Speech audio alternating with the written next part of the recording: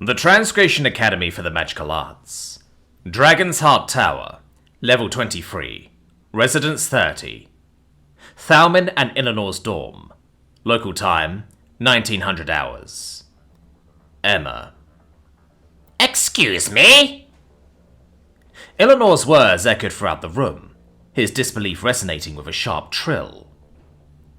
The Venerian met my gaze with a wide-eyed disbelief, prompting me to cut to the chase, and to sharpen the needle poised to burst his Nexian-grade ego bubble. It would seem as if we both went through a similar paradigm shift event, Eleanor. A point in which this shiny yellow metal just finally stopped holding its value. A fundamental point of divergence in which it lost its ability to hold its own weight in gold. I reiterated, announcing those words loud and clear for the Venerian, hoping that the Eevee was able to translate that bad attempt at humour to something at least discernible in High Nexian. Gold as it currently stands has lost its historical value. It's no longer the rare be-all and end-all metal. It has, using your own words, lost its luster. Thalmin had finally returned with Thacia, just as I had finished making that bold statement, the prince seemingly adamant on making this entire exchange one which all parties were privy to. Eleanor didn't pay them mind, however, as his gaze was locked onto me, his features contorting into one of genuine disbelief, before finding itself back in a signature look of incredulous scrutiny. You're bluffing, he retorted. There is no means for an adjacent realm, or any realm other than the Nexus, to have both discovered and matured the art of pinnacle transmutation. I raised a brow at this, cocking my head to overcome my emoting handicap. Pinnacle transmutation? The alchemical art of transmuting one form of inexpensive and readily available matter into an otherwise rare form of matter, using mana and other mana-based materials as a catalyst, the blue thing helpfully clarified. This prompted me to feign a moment of thought, bringing my fingers up to my chin. You know what, Eleanor? You're right, I nodded, eliciting a smarmy grin from the deluxe kobold. We don't have magical transmutation, at least not in the way that you think, let alone your whole lead-into-gold-style magical alchemy, I quickly expanded, garnering more self-satisfied looks from the Venerian, as he reached that point of peak smugness. But we didn't really need it, I clarified, pulling the rug right from underneath the Venerian. Moreover, it didn't stop us from achieving the same state of precious metal devaluation that you went through. Oh, dear Majesty, not this again, he responded emphatically, before diving back into the thick of the conversation. There exists only two means of acquiring gold, the Venerian snarled out. One, through brute force, by mining into the earth itself and laboriously collecting this beautiful, shiny, irresistible metal. He almost went into a sort of trance for a moment there, but managed to pull back before continuing unabated. Two, by transmutation. The latter is what has caused gold to become so readily abundant, so unexpectedly worthless. And since you admit to lacking the latter, are you expecting me to believe that you have achieved our current state of abundance through the former? Yes, I replied immediately, and matter-of-factly. That's exactly what I'm hoping you'll believe, because that's exactly what happened. Through good old-fashioned sheer brute force, or more specifically by expanding our operations to scales and extents never before seen, we turned gold from an object of indescribable value to a chunk of pretty yellow metal. I took a moment to let that sink in as my mind went to ponder a second, more technical talking point. I mean, we technically have transmutation, or at least a sci-tech equivalent of it, but it's just woefully impractical and more of a gimmick compared to the efficiency of harvesting space rocks and dwarf planetoids. I decided it was probably best to skip that talking point for now, at least until a foundation could be built to discuss that can of worms.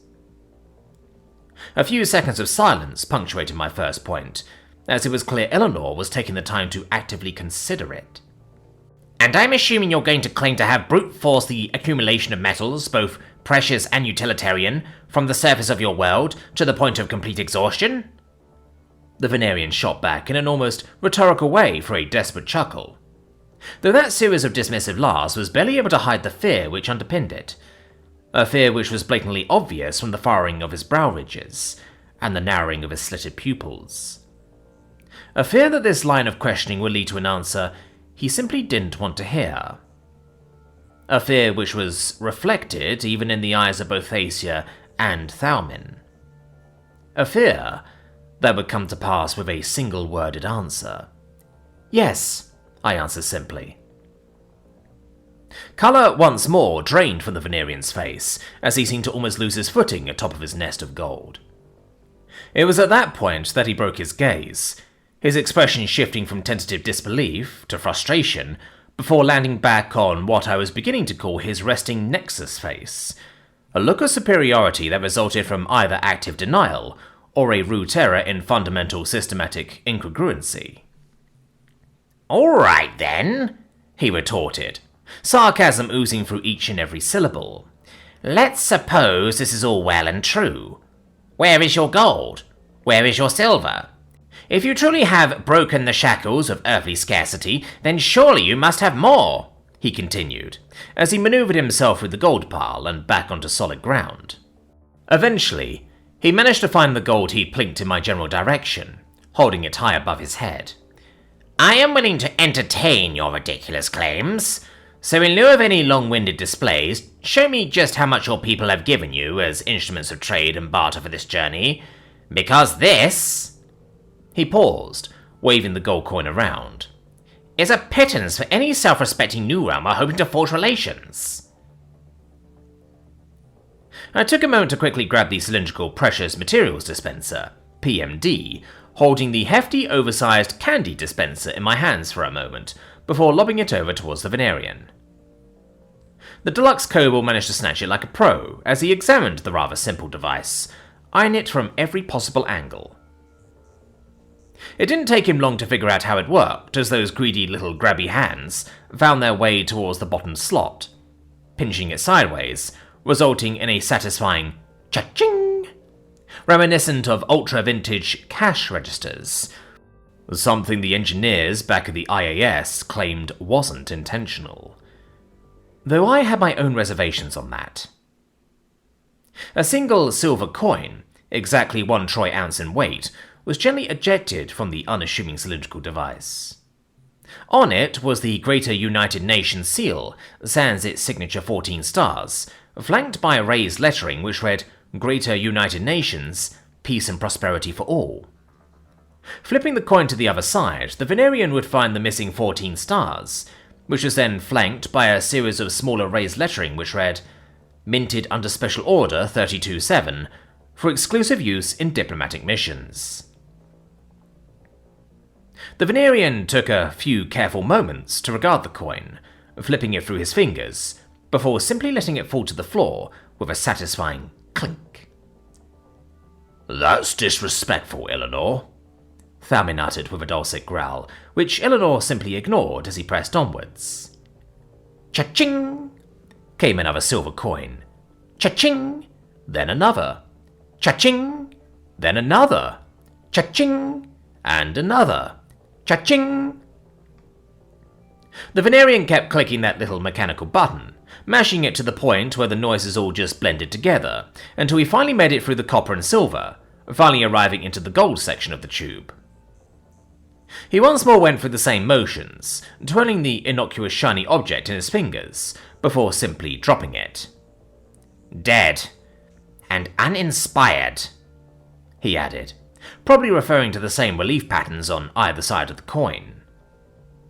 And so the pattern continued as he kept mashing that button until the final gold coin clinked satisfyingly onto the small pile made by his little outburst. But gold and silver wasn't all that was in there. As he curiously pressed the button once more, cha-ching!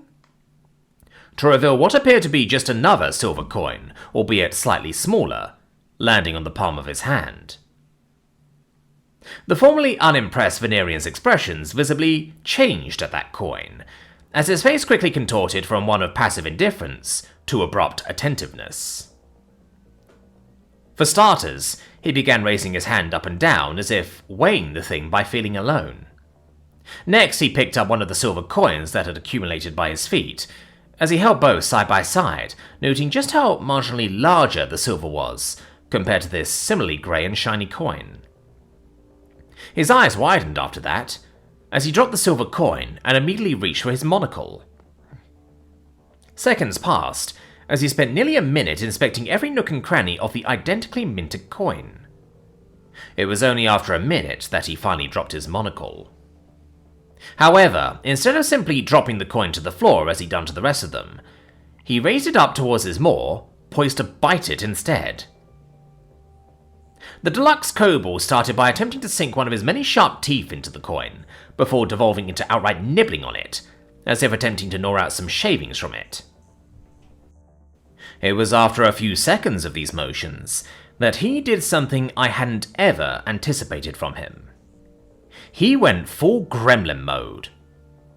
In a single swift motion, the deluxe kobold simply shoved the coin straight into his maw. "Eleanor, what are you—" "Alert. Localized surge of mana radiation detected. 300% above background radiation levels. Alert. External temperatures exceeding safe levels. 400, 725, 997, 1227 degrees Celsius."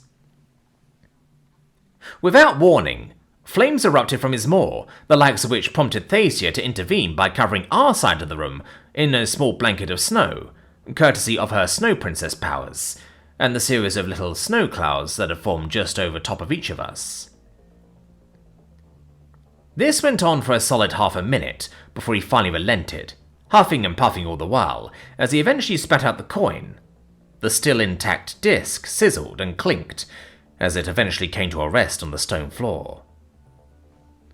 Silence dominated the room after that whole stunt. Thalmin, however, would be the first to break that silence, reiterating a former point I'd made. "Eleanor, what in ancestors and spirits' names are you doing?" he shouted out. Surprisingly, however, Eleanor didn't respond. Not with a dismissive remark, nor with a coy retort. Instead, he simply remained silent, his eyes as wide as dinner plates as he weakly and warily knelt down to pick up the coin, a surge of mana radiation indicating that he called it down quickly prior to touching it. "This isn't silver," he noted bluntly, turning towards Thalmin first. "So what if it isn't silver? What the hell did you do all of that for?" "This is platinum," he began, his voice shaky and in tentative disbelief. "Pure platinum, with no impurities, sans the alloys necessary to strengthen the soft metal." It was at that point that Thacia and Thalmin, in that order, started to register something about Eleanor's revelation, though it hadn't clicked with me just yet. "Yeah, so can you not transmute platinum or something? You were so big and mighty just a second ago when you were going on about the whole breaking the shackles of earthly scarcity thing. So what's with this reaction?" I shot back. "It's not so much about the platinum itself, Emma," Thacia spoke up, taking over from the still dazed Eleanor. "Platinum, along with most rare metals in existence, are all capable of being alchemically transmuted, and thus are worthless until attuned. However, what surprises us, and Eleanor in particular, is the fact that you even have platinum at all. This is because, historically speaking, it is rare to find a new realm that utilizes platinum as a form of currency or a store of wealth prior to the adoption of pinnacle transmutation. Some might not even recognize it as a distinct form of metal, whilst most might simply find the traditional process of refinement too much of a hassle, thereby disregarding it outright due to the difficulties involved. However, those that do process it in limited quantities, relegating it to decoration and jewelry, or a relatively rare store of wealth. This leaves gold, copper, silver, electrum, and copper as the typical forms of currency in most adjacent realms prior to Nexian reformations," Thalmin promptly added, giving Thacia a nod as they tag-teamed this impromptu explanation. "All of this is to say, Emma, that your possession of minted platinum runs counter to typical conventions," Thacia promptly surmised. "And it serves only to reinforce your claims of having somehow achieved a state of post-shackling without Nexian intervention," the Lupanor prince added with a bewildered yet excitable expression. A small grin suddenly formed across my face as I knelt down to pick up the fallen coins, and in the process snatched the PMD from the Venerian. "This is not to say it isn't unheard of," Eleanor attempted to reason. This is just unprecedented. Clearly just a one-off statement of wealth," he stammered out before finally collecting himself. "So, is that all you have, Elframa? I admit this rather audacious display of wealth is certainly one thing, but for an adjacent realm, this merely places you as a cut above the rest. Nothing truly remarkable.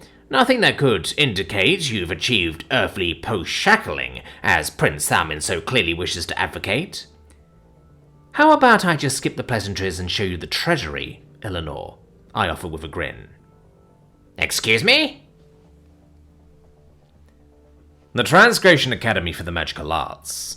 Dragon's Heart Tower, Level 23, Residence 30. Thalmin and Eleanor's dorm.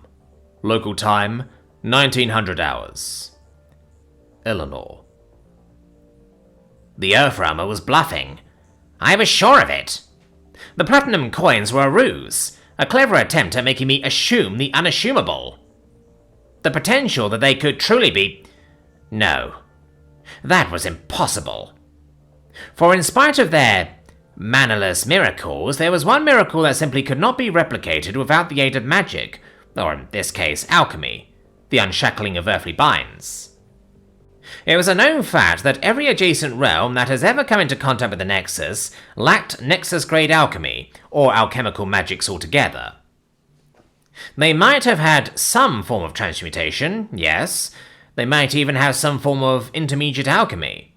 But none can match the purity of Nexian transmutations, let alone perfecting the art of pinnacle transmutations.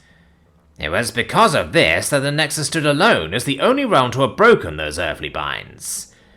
Indeed, this meant that only the Nexus had crossed that threshold, where unattuned gold, dead gold, could be considered as worthless as iron or dirt. And indeed, this meant none could resist the final nail in the coffin that came with all Nexian reformations, the influx of worthless wealth, and the complete devaluation of what gold, silver, copper, or whatever may be present in their coffers. For even the wealthiest of adjacent realms buckled and crumbled upon this aspect of the Nexian reformation, as even the mightiest of emperors and kings could not operate if the lifeblood of economic exchange was rendered null and void.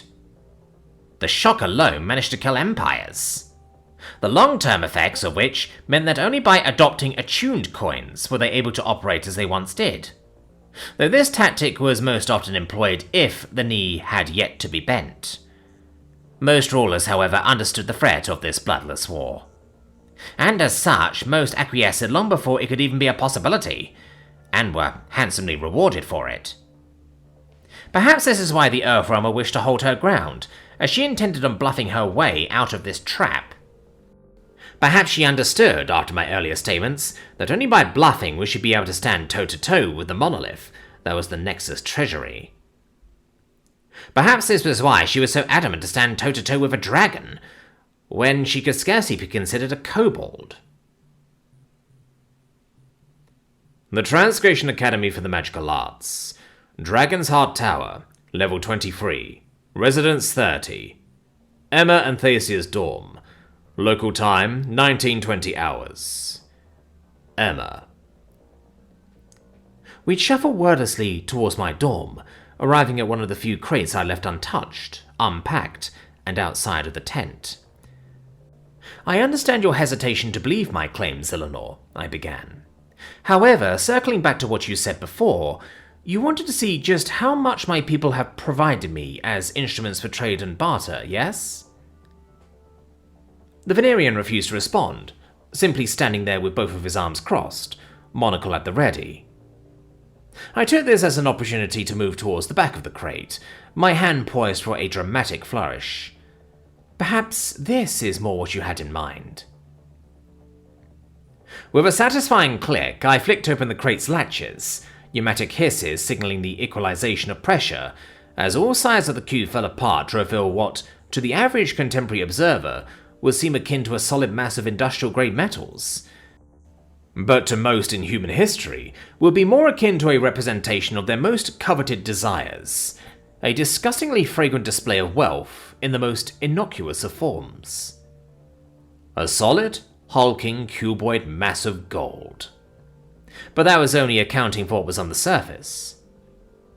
A closer inspection would reveal a series of hairline seams, seemingly overlaid atop of this glistening cube, betraying the fact that this seemingly unbreakable aurous monolith was in fact not a solid unibody object. Instead, it consisted of rows and columns, of stacks upon stacks of bricks which were roughly equivalent to the old Good Delivery Bar standard, modified following multiple UN resolutions on commodities standardization to meet new universal criteria.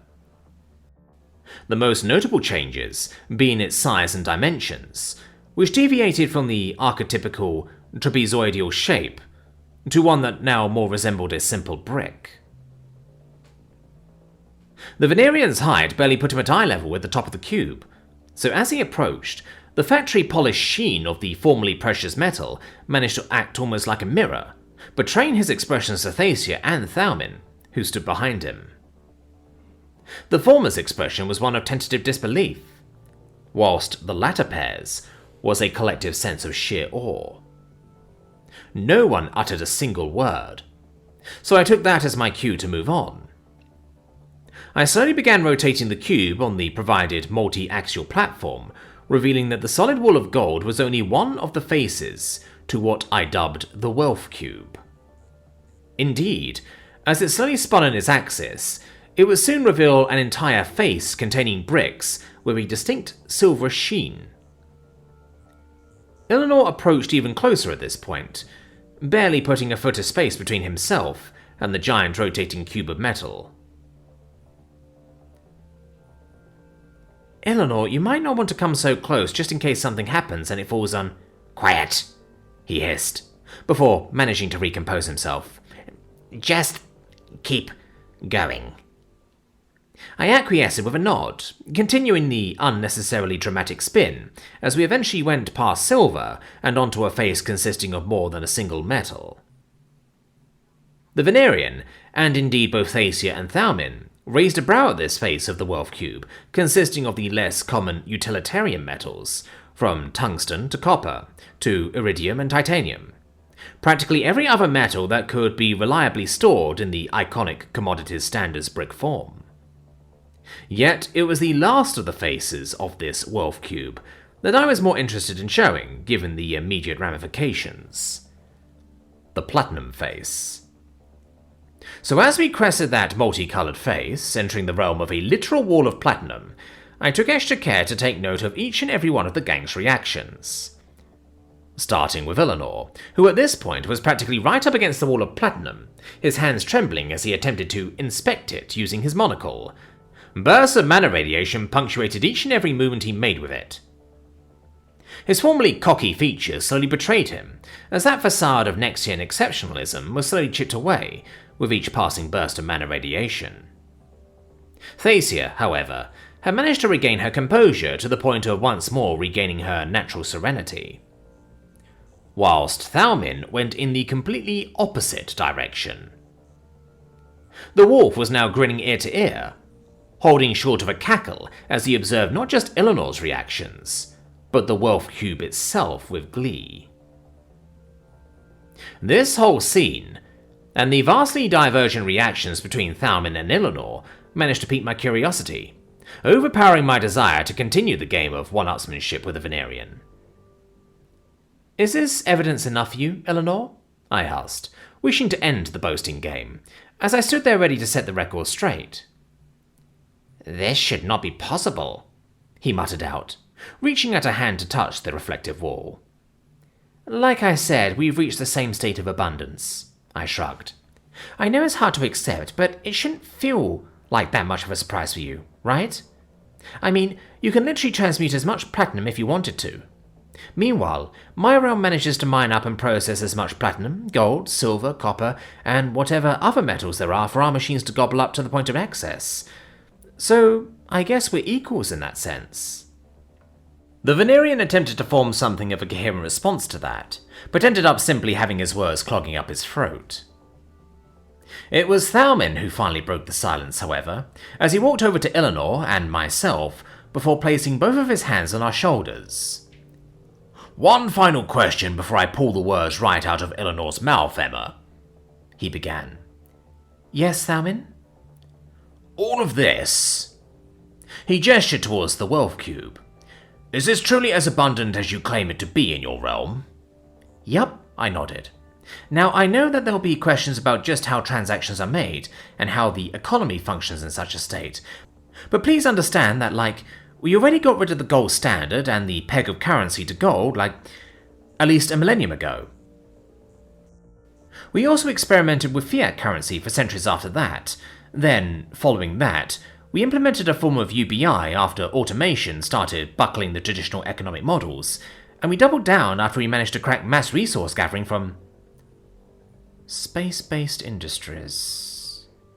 The expansion of our resource gathering efforts." I paused, before backtracking a bit, as Thalmin's expression started growing from supportive vigor to tentative confusion. "In any case, yes, Thalmin. The answer is yes." The Lupinor's grin returned following that, as he let out a slow series of chuckles, before evolving into an outright cackle as he slapped the wealth cube hard. Hard enough that I felt the pain of that impact. "Well then, Emma Booker of Earthrealm, I congratulate you on your immunity to one of the apocalyptic dragons of the Nexius Reformations." "I'm sorry, what?" I responded reflexively, before suddenly it clicked. My eyes locked with Thacia, then Eleanor, then Thalmin, before going back to Thacia as the Avenor gave me a resolute nod. "I should have known from the fricking beginning," I managed out with a heavy breath. "It's so obvious now in retrospect." Both Thacia and Thalmin nodded affirmatively, prompting me to let out another breath. "So that's part of their induction game? Inundating your realms with worthless rare metals, devaluing your treasuries, and then forcing you to adopt their attuned minted currency or what have you?" "That's the abridged version of events, Emma," Thacia acknowledged, "but it is, in effect, the essence of one of the apocalyptic dragons of the Nexian Reformations, as Thalmin has so colourfully described. If what you say is true, Emma, then this places your realm as perhaps the first in recorded history to have achieved resource parity with that of the Nexus." "Resource parity? Upon first contact at that," Thalmin eagerly added. That statement, both of their statements, managed to hit me hard. What had begun as a simple exercise in proving the Venerian wrong had quickly evolved into an exercise in determining the relative material and resource potential of our two polities. The fact that the Nexus was heavily abundant in raw and processed resources was not only a surprise, but a hard-hitting wake-up call.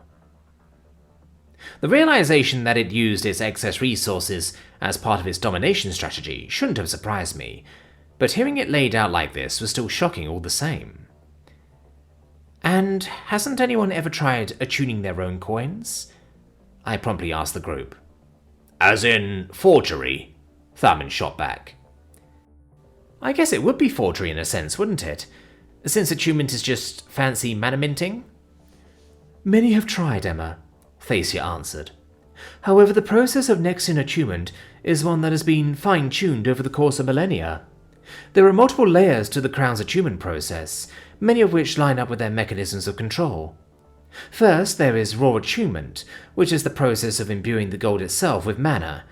Then there is the individual binding every coin to the Crown Treasury's scroll of coin.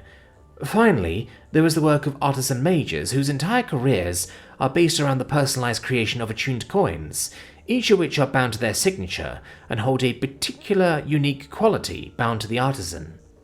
These mechanisms of control make it so that every attuned coin is registered and tracked, and is always at threat of being recalled following the death of the artisan mage." "I'm sorry, hold up for a moment." I raised both hands to stop Thacia's informative rambles. "These are pretty advanced security features for gold coins," I offered, as the preconceptions of a fantasy medieval trade system was shattered, instead replaced with what appeared to be a somewhat robust financial system. "As I've said, Emma, These are mechanisms of control, Thacia reiterated. Right, I nodded, stowing away any specific questions on the Nexian attunement system for now, instead opting to find a closest point of contention with the Venerian. I guess that means we're even here then, I offered Eleanor. To which the Venerian finally perked up, but still refused to voice a single response.